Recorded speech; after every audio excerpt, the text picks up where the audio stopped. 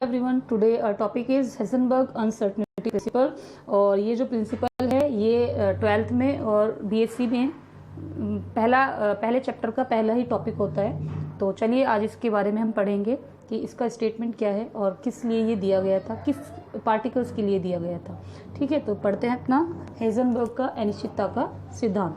ठीक है, तो इस प्रिंसिपल के अकॉर्डिंग, या अगर आप इसकी डेफिनेशन में लिखना चाहें इसके स्टेटमेंट में क्या लिखेंगे, तो इसके लिए आप लिखेंगे it is impossible to measure simultaneously both the position and momentum और velocity of a microscopic particle with absolute accuracy. मतलब क्या हुआ इसका कि अगर हम किसी माइक्रोस्कोपिक पार्टिकल की बात कर रहे हैं, जैसे कि इलेक्ट्रॉन होता है, कि किसी भी माइक्रोस्कोपिक पार्टिकल के लिए एक साथ उसकी पोजीशन और उसके वेलोसिटी या मोमेंटम को एक साथ एक्यूरेसी मेजर करना इम्पॉसिबल होता है। ठीक है, समझ में आई? मतलब क्या कह रहे हैं कि अगर हम सपोज हमारे पास इलेक्ट्रॉन है और हम उसके लिए उसकी पोजिशन और उसकी वेलोसिटी या मोमेंटम, दोनों में से किसी भी एक चीज़ को, वेलोसिटी या मोमेंटम और पोजीशन को हम एक साथ एक्यूरेसी के साथ मेजर करना चाह रहे हैं, तो ये इम्पॉसिबल होता है। मतलब अगर हम पोजीशन को एक्यूरेसी मेजर कर लेंगे तो उसकी वेलोसिटी या मोमेंटम में अनसर्टनिटी आएगी, और अगर हम उसकी मोमेंटम को एक्यूरेसी मेजर कर लेंगे तो एक्यूरेटली मेजर कर लेंगे तो उसकी पोजीशन में अनसर्टनिटी डेफिनेटली आएगी। ठीक है, तो इसका मैथमेटिकल एक्सप्रेशन क्या दिया था हाइजेनबर्ग ने?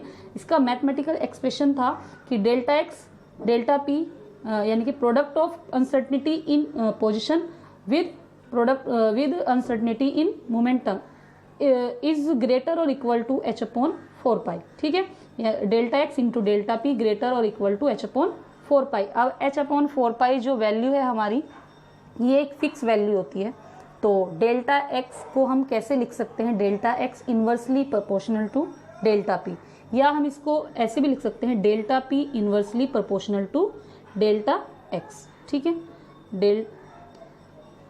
अब इसके according delta x inversely proportional to delta p है, या इसको ऐसे बोल दो कि delta p inversely proportional to delta x है। तो इसका सीधा सीधा मतलब क्या होता है कि अगर डेल्टा एक्स हमारा छोटा है तो डेल्टा पी लार्ज होगा, या अगर हमारा डेल्टा पी लार्ज है, सॉरी छोटा है, तो हमारा डेल्टा एक्स लार्ज होगा।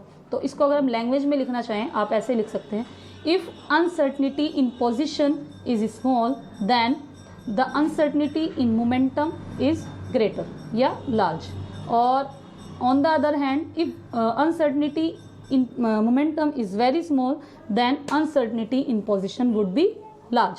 ठीक है, तो इसके अकॉर्डिंग ये दो स्टेटमेंट हमने लिखे हैं, इसके अकॉर्डिंग हम क्या बताना चाह रहे हैं? हम ये बताना चाह रहे हैं कि अगर हमारे किसी पार्टिकल के लिए उसकी पोजीशन को हमने मोर एक्यूरेटली मेजर कर लिया है तो उसकी मोमेंटम में लेस या उसकी मोमेंटम में अनसर्टनिटी ज़्यादा आएगी, यानी कि उसका मोमेंटम जो होगा वो एक्यूरेटली नहीं आएगा।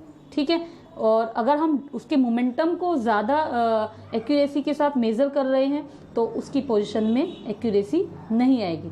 ठीक है, तो ये था हाइजेनबर्ग का अनसर्टनिटी प्रिंसिपल। तो अगर हम इसको वेलोसिटी की फॉर्म में लिखना चाहें, आप सभी को पता है कि P जो होता है वो इक्वल होता है m इंटू वी के। V क्या है यहाँ पे? वेलोसिटी है, और m क्या है? मास। अब अगर हम डेल्टा P की बात करें तो डेल्टा P मतलब अनसर्टनिटी इन मोमेंटम। तो मोमेंटम में अनसर्टनिटी किसकी वजह से आएगी? m की वजह से तो नहीं आएगी, क्योंकि m तो हमारा फिक्स होता है किसी भी पार्टिकल का मास। ये आएगी डेल्टा V, यानी कि वेलोसिटी की वजह से आएगी। ठीक है, तो delta P is equal to हो जाएगा हमारा m इंटू डेल्टा वी। अब अगर हम इसको हाइजेनबर्ग की फॉर्म में लिखें, हाइजेनबर्ग अनसर्टनिटी प्रिंसिपल की फॉर्म में लिखें, तो ये हमारा लिखा जाएगा uncertainty in position into m into delta V greater और इक्वल टू h अपॉन 4 पाई। ठीक है, तो ये हमारा ओवरऑल वेलोसिटी की फॉर्म में भी हम इसको लिख सकते हैं। तो इसके अकॉर्डिंग क्या है कि अगर हमारी पोजीशन मोर एक्यूरेटली आती है तो हमारी वेलोसिटी में अनसर्टनिटी आएगी, और अगर हमारा वेलोसिटी ज़्यादा एक्यूरेसी के साथ हम मेज़र कर पा रहे हैं तो उसकी पोजीशन में एक्यूरेसी नहीं आएगी। ठीक है, यानी कि delta x inversely proportional to delta v. ठीक है, तो ये आज की वीडियो थी, और आई होप आपको ये टॉपिक समझ आ गया होगा। और ये टॉपिक आप सभी जानते हैं 12th और बीएससी फर्स्ट ईयर के स्टूडेंट्स के लिए बहुत ज़रूरी होता है। फर्स्ट चैप्टर का first topic Heisenberg uncertainty principle ही आता है। ठीक है, तो चलिए आप इसको अच्छे से नोट कर लीजिए। मिलते हैं नेक्स्ट वीडियो में, तब तक के लिए गुड बाय।